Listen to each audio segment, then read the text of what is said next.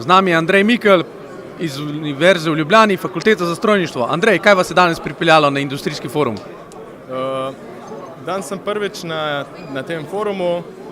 Videl sem vabilo na spletni strani fakultete, pa se mi je zdelo pametno priti sem. Boste z nami delili kakšne vtise, kaj vas je najbolj navdušilo? Predavanja so mi zelo všeč, so res zanimiva. Praktični primeri iz industrije, vidimo, kaj se dejansko dogaja, kaj so aktualne težave, tako da mislim, da se splača še kdaj priti. Kot bodoči inženir strojništva, kako boste spremenili svet na bolje? Kje boste začeli? Težko vprašanje.